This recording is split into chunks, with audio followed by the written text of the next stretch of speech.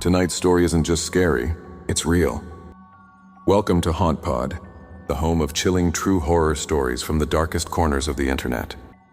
So turn off the lights, put on your headphones, and prepare yourself. Because once this story starts, there's no turning back. Subscribe to HauntPod for more terrifying true horror stories. Now sit back, stay alert, and enjoy the nightmare.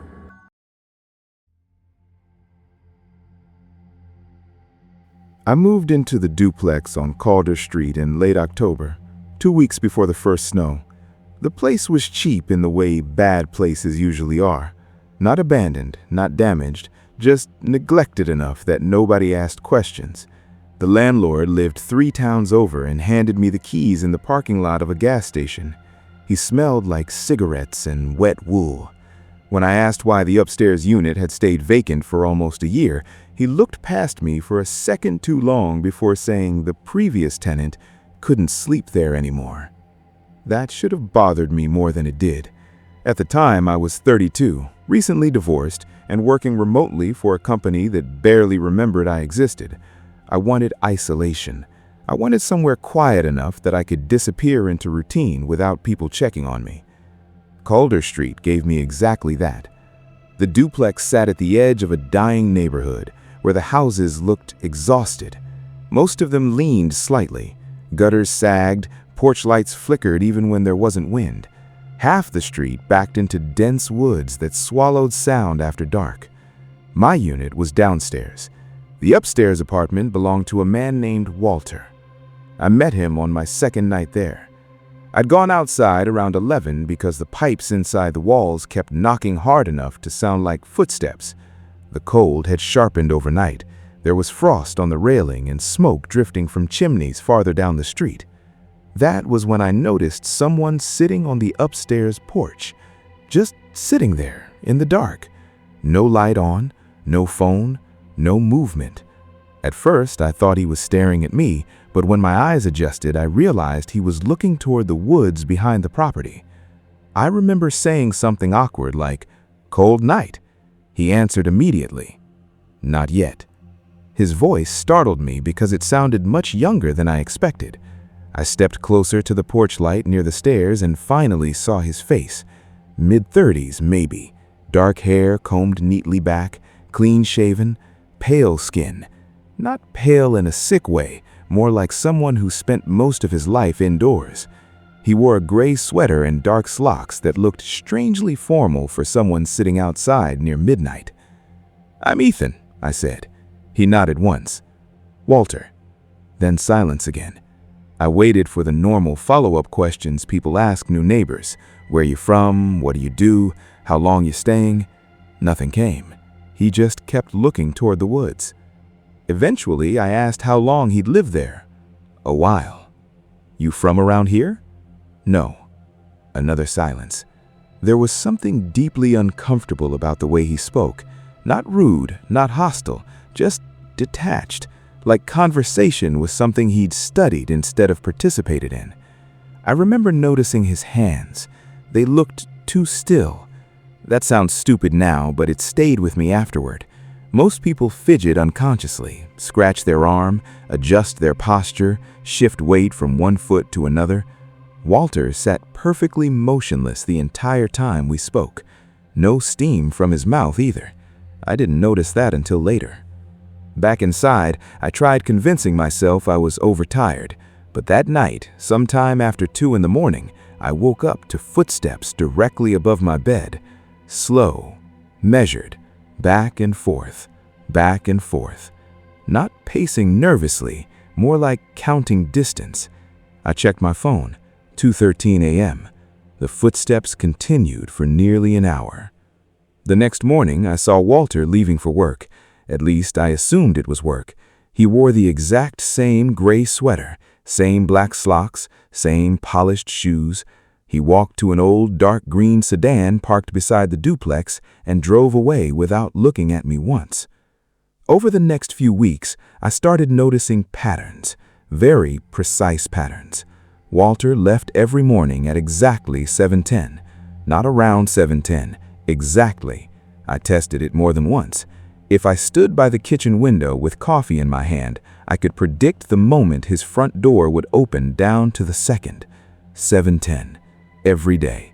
Then he returned at 6:48 p.m., always, no exceptions.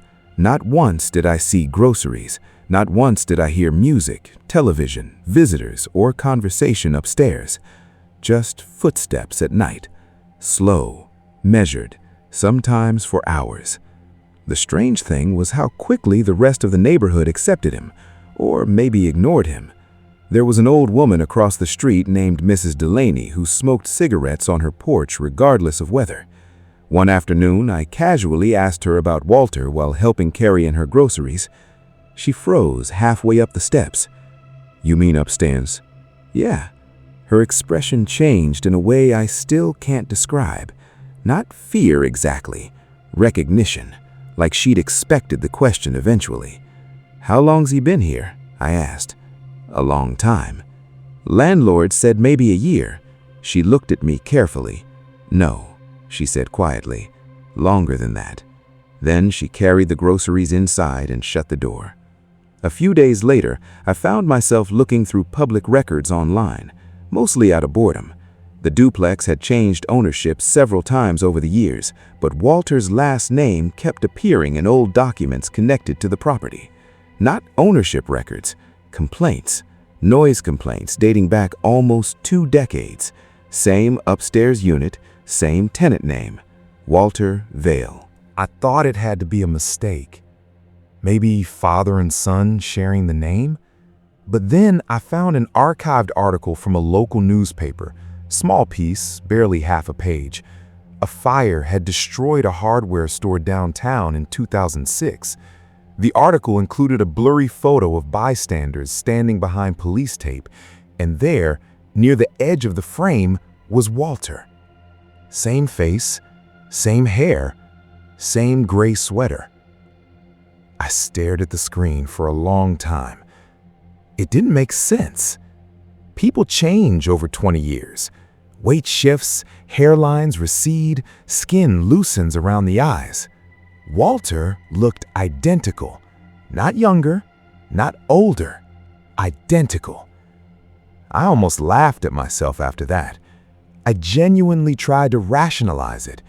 Maybe the photo quality distorted things. Maybe I was projecting details backward. Maybe some people just aged well. But once the thought entered my head, it infected everything. I started watching him more closely. Too closely. One night, I waited outside beside the trash bins when I knew he'd be returning home. 6:42. Right on time. Headlights turned the corner. The green sedan rolled slowly into the driveway. Walter stepped out holding nothing. No bag, no coat despite the freezing wind. As he passed me, I said, "Can I ask you something weird?" He stopped. "You already are." The answer caught me off guard because it was the first genuinely human being I had heard him say. I laughed nervously. Then I asked anyway, "How old are you?" His expression didn't change. For a few seconds, neither of us spoke. Then he said quietly, "How old do you think I am?" 35? He studied me with an intensity that suddenly made the cold feel much worse. Then he smiled. It wasn't threatening. That's what bothered me most.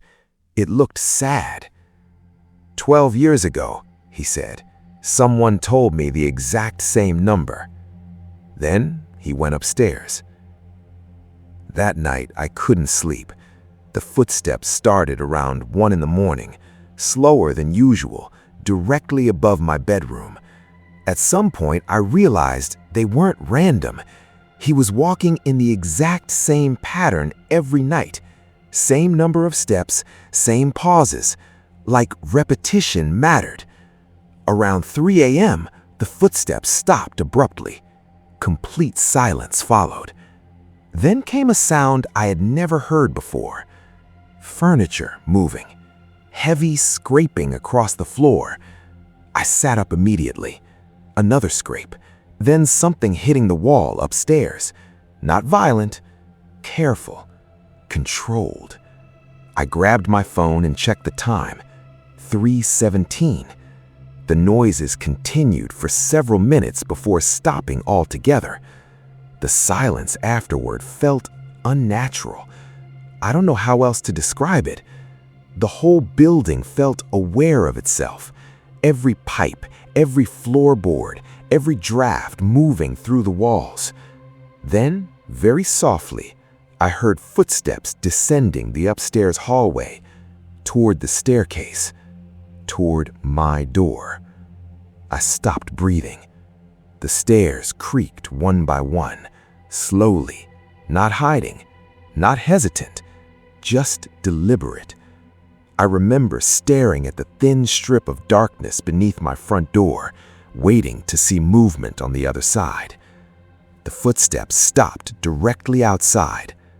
Then, nothing. No knocking, no movement, just someone standing there. Minutes passed, maybe longer. I couldn't tell anymore. My phone screen had gone dark in my hand. The apartment felt freezing cold. Then, from the other side of the door, Walter spoke quietly. "You should stop looking into me."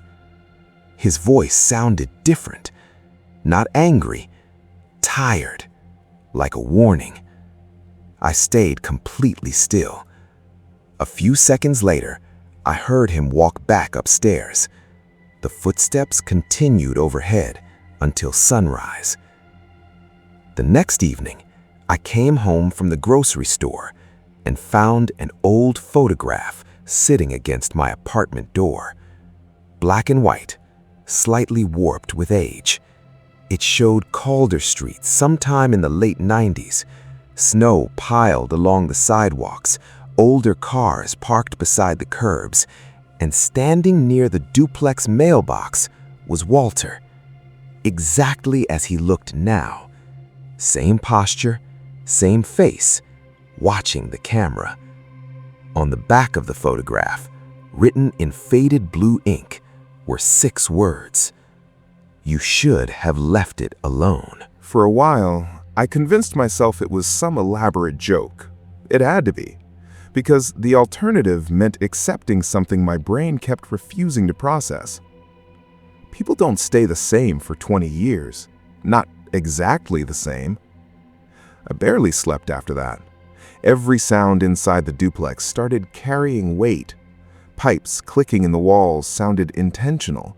The heating system exhaled like someone breathing through clenched teeth. Even the silence upstairs began to feel staged somehow, as if Walter understood exactly how much noise a normal person should make and carefully stayed beneath that threshold. 3 days passed before I saw him again. I'd begun adjusting my schedule to avoid him, leaving earlier, coming home later, pretending I wasn't listening every night when the footsteps began overhead. But avoidance becomes difficult when someone lives directly below you. That Thursday, the power went out across the neighborhood around 7 in the evening. No warning. 1 second, the houses glowed normally through the snowstorm outside. Then everything vanished at once. The street fell black. I remember standing in my kitchen holding a flashlight while snow battered the windows sideways. The storm had gotten worse all afternoon. Wind pushed hard against the duplex to make the old framing groan. My phone had 1 bar of signal. No internet, no heat. After about 20 minutes, I heard movement upstairs. Not footsteps this time. Dragging. Heavy dragging across the floor. Then a loud impact. I froze. Another impact followed immediately afterwards, closer to the ceiling above my living room. I stared upward. The sound repeated again, something large striking the floor rhythmically. I finally grabbed my coat and stepped outside into the storm to see if Walter needed help. The cold hit like water. Snow reduced the entire street to vague shapes and shadows. Most of the neighbors stayed dark inside their homes, probably conserving battery power or waiting for the grid to recover. But upstairs, Walter's window glowed faintly. Not electric light, candlelight. I climbed the exterior staircase slowly. The closer I got, the stranger the sounds became. Not crashing, not fighting, more like construction. Wood sliding against wood, metal scraping, measured movement. I knocked once. No answer. The noises stopped immediately. I waited. Then Walter spoke through the door. "What do you want? Are you okay?" Silence. Then locks turning. The door opened only a few inches. Warm air spilled into the freezing stairwell, carrying a smell I couldn't identify at first. Old paper, dust, something damp underneath it. Walter stood partially hidden behind the door, still wearing that gray sweater. The candlelight behind him distorted the apartment into deep, moving shadows. "I heard something fall," I said. "Everything's fine." His eyes drifted briefly toward the storm behind me. "You shouldn't be outside." "I just wanted to check." Another silence. Then, unexpectedly, he opened the door wider. "You can come in," he said quietly. I should have left right then. There are moments your body understands danger before your mind catches up. Standing in that doorway, every instinct told me to go back downstairs. Instead, I stepped inside. The apartment was much larger than mine, but felt smaller somehow because of the way it was arranged. Every window had been covered from the inside, not boarded, covered carefully with thick, dark fabric pinned tightly around the frames. Furniture lined the walls in strange, precise arrangements, tables stacked with books, old radios, boxes filled with yellow documents tied in twine. And clocks. Dozens of them. Mantel clocks, wall clocks, pocket watches laid open across shelves. Every single one ticking. Not synchronized. Each moved at a slightly different rhythm, creating a constant uneven clicking throughout the apartment. I couldn't stop listening to it. Walter shut the door behind me. The locks clicked one after the other. "You collect clocks?" I asked. "No." "Then why so many?" "They help." The candlelight flickered across his face as he moved deeper into the apartment. That was when I noticed the photographs. Hundreds of them covered one entire wall from floor to ceiling, all taken outside the duplex. Different years, different seasons, different cameras, but always the same subject, Walter, standing in almost the exact same position, wearing nearly identical clothes, unchanged. I stepped closer before I realized what else I was seeing. The people around him changed. Neighbors aged, children grew into adults, cars evolved, houses deteriorated. But Walter remained perfectly fixed through all of it, like something pasted into reality incorrectly. "You've been documenting yourself?" I asked quietly. "No." "Then who took these?" "People." The answer unsettled me more than if he'd refused to explain. I turned toward him. "What are you?" He actually smiled slightly at that. "Tired." Another loud impact sounded from somewhere deeper in the apartment. I flinched. Walter didn't. What was that? He hesitated for the first time since I'd met him. Then he said, "The storm makes it worse." Before I could ask what that meant, the lights downstairs on Calder Street suddenly flickered back to life through cracks in the window coverings. Electricity returning. Several clocks around the room stopped ticking at the exact same moment. Walter's expression changed instantly. Not panic, recognition, like hearing an approaching train. "You need to leave now," he said. "What?" "Go downstairs." The warmth in his voice vanished completely. Another impact echoed through the apartment, much louder this time, close, very close. Something heavy struck the wall behind the hallway. I heard wood crack. Then came a sound I still hear sometimes when I wake up at night. Breathing. Not Walter's. Something deeper, wet, uneven, coming from the dark hallway beyond the candlelight. Every muscle in my body locked. Walter stepped between me and the hallway immediately. "Go downstairs," he repeated quietly. The breathing continued, slow at first, then faster, closer. I remember seeing part of the hallway wall flex inward slightly, as if something large had leaned against it from the other side. Another crack splintered through the wood. Walter moved toward the hallway. For the first time since meeting him, he looked genuinely afraid. Not of me, not for himself, afraid of timing. "Walter, leave." The word came sharper now. Then the hallway door handle began turning slowly on its own, not rattling, turning carefully, like someone testing whether it was locked. Walter grabbed my arm hard enough to hurt. "When you get downstairs, do not come back up here tonight, no matter what you hear." Something slammed against the hallway door hard enough to shake the apartment. I stumbled backward instinctively. The clocks around the room started ticking faster. Not all of them, just some. Their rhythms collapsing into chaotic, overlapping clicks. Walter shoved me toward the entrance. I caught one final glimpse down the hallway before the angle disappeared. There were deep scratches carved in the inside of the door, not random marks, tallies, thousands of them. Then another impact hit. The wood split near the center, and from the narrow crack, something pale moved briefly in the darkness behind it. Not a hand, too thin, too long. I ran.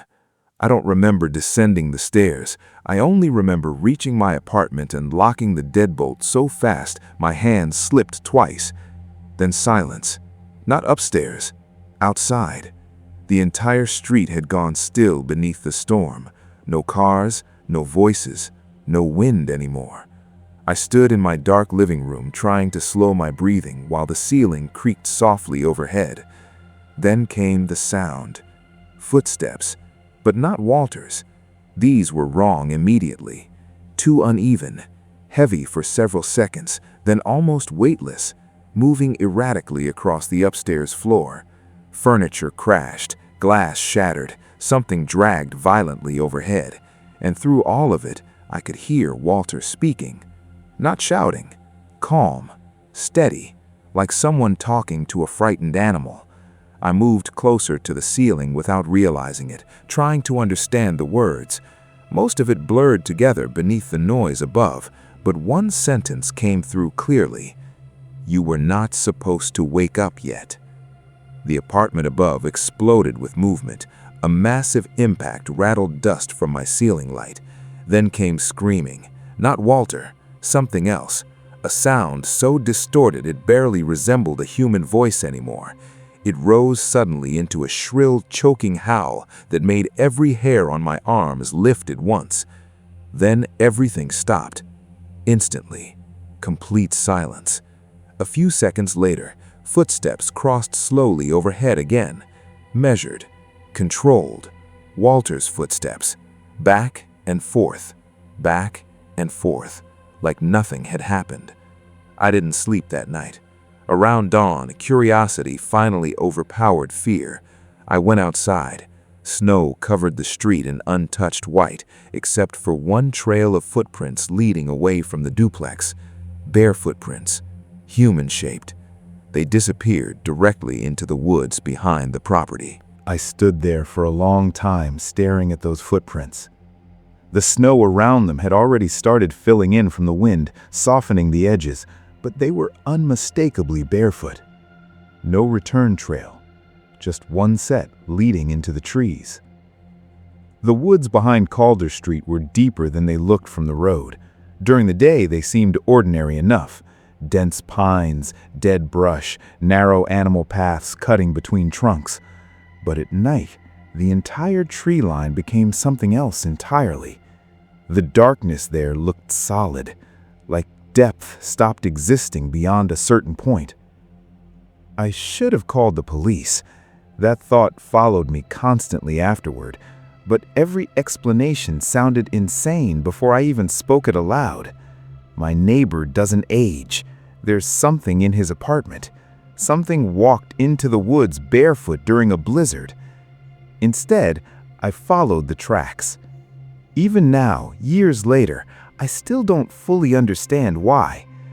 Part of it was fear, but a bigger part was the feeling that I'd already crossed some invisible line the moment I stepped into Walter's apartment, like I'd been allowed too close to something hidden, and now pretending ignorance wouldn't protect me anymore. The snow reached nearly to my knees once I entered the trees. The footprints continued deeper between the pines in a perfectly straight line. No hesitation, no wandering, just steady movement forward. After about 10 minutes, the neighborhood disappeared completely behind me. The woods absorbed sound strangely. Snow muffled everything except the occasional creak of branches overhead. My own breathing started sounding intrusive. Then I noticed another sound. Faint, metallic. Clink, pause, clink. I followed it downhill through the trees until I reached a clearing I swear hadn't been visible from any angle before. There was a small structure sitting in the center. Concrete, windowless, half buried beneath earth and snow. It looked like an old utility bunker or storm shelter abandoned decades earlier. The metal door hung partially open. The footprints led directly inside. The metallic sound came again. Clink, clink, slow and irregular, like chain moving against concrete. Every instinct told me to leave. Instead, I stepped closer. The air near the entrance felt noticeably warmer than the surrounding woods. Not comfortable warmth, damp warmth, rotting warmth. A smell drifted from inside. Mildew, wet soil, and something faintly chemical underneath it. I pulled out my flash phone light and looked inside. Concrete stairs descended into darkness. The walls were covered in old water stains. Thick pipes ran along the ceiling, disappearing below. The footprints continued downward. I remember gripping the railing and realizing my hand was shaking hard enough to rattle it. Then, from somewhere below, I heard breathing. Weak. Human. I nearly called out before stopping myself, because there was another sound beneath it. Ticking. Dozens of clocks. I descended slowly. The bunker opened into a long underground room, lit dimly by hanging work lamps powered through exposed wiring. Tables lined the walls, covered with notebooks, photographs, old newspaper clippings, and mechanical parts spread with surgical precision. It looked less like a hiding place and more like a laboratory assembled by someone trying desperately to imitate normal life. And at the far end of the room, chained to a metal support beam, was a man. At least I thought it was a man at first. He sat hunched forward, with his wrists bound tightly by thick restraints bolted into the concrete floor. His skin looked almost translucent beneath the lights. Veins spread visibly beneath it in dark branching lines. His body was horribly thin. Not starving thin, uneven thin, as if parts of him had wasted faster than others. His hair hung in wet strands across his face. But the worst part was his age, or the lack of it. One side of his face looked elderly, deep wrinkles folding downward from the eye and jaw. The other side looked unnaturally young, smooth skin stretched tight across bone, like two different stages of life forced together incorrectly. The ticking around the room seemed louder down there. He lifted his head slowly toward me, and I saw Walter's face. Not identical, but close enough that my stomach immediately turned cold. Older and younger at the same time, wrong in ways my brain struggled to organize. The chained man stared at me silently for several seconds before speaking in a dry, broken voice. "He let you see upstairs." I couldn't answer. "He never lets people upstairs." What happened to you?" A faint smile crossed part of his face, not the older side, the younger side. "He happened." The chain shifted softly as he adjusted position. I noticed deep scratches carved into the concrete around him. Tallies again. Thousands of them. Maybe more. "How long have you been down here?" I asked. The man looked genuinely confused by the question. Then his eyes drifted toward the clocks. "I don't know anymore." Somewhere above us, very faintly, I heard a door slam in the distance. The chained man reacted immediately. His entire body stiffened. "You shouldn't be here," he whispered. "I need you to tell me what's going on." He looked at me for a long moment. Then he said something that still wakes me up sometimes. "He finds people at the right moment." What does that mean? When they're empty enough. The lights overhead flickered once. The chained man's breathing quickened. He was like me before. Walter? Yes. Another distant sound echoed faintly through the pipes overhead. Footsteps. The chained man heard them too, and suddenly terror flooded his face so completely that it transformed him. "You shouldn't be here," he whispered.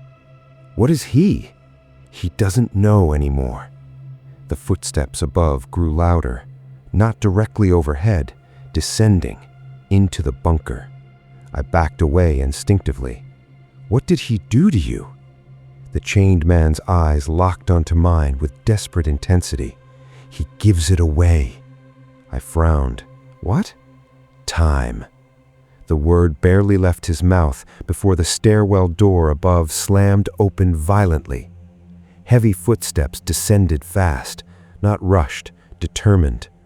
Walter appeared at the bottom of the stairs a few seconds later. For the first time since meeting him, he looked disheveled. There was blood on the sleeve of his sweater. Not much, but enough. His eyes moved from me to the chained man and back again. Then he sighed quietly. "I told you not to look into me." I couldn't move. The bunker suddenly felt impossibly small. Walter descended the final step slowly. "You followed the tracks." "You kept him down here?" Walter ignored the question. The chained man pulled hard against his restraints.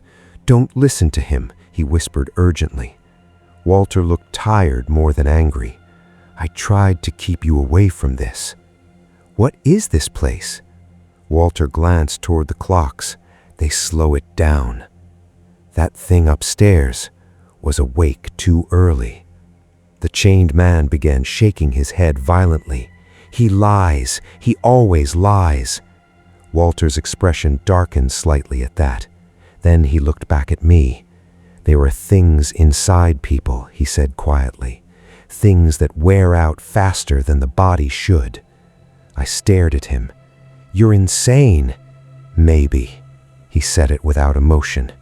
"But you've seen enough now to understand something is wrong." The lights flickered again overhead. Walter looked suddenly distracted, concerned.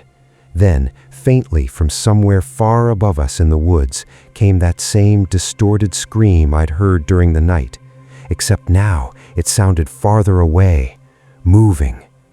Walter closed his eyes briefly. He got loose. The chained man began panicking immediately, pulling violently against the restraints, hard enough to tear skin from his wrists. "You said the storm would hold him longer." Walter ignored him. I looked between them. What got loose? Neither answered. Then the lights in the bunker went out completely. Darkness swallowed the room instantly. For 1 second, the only sound was breathing. Mine, Walter's, the chained man's frantic gasping. Then something moved at the top of the stairs. Not footsteps, too fast. A blur crossing the doorway. and from somewhere in the darkness above us, a voice spoke softly in perfect imitation of Walter. You were supposed to keep him upstairs.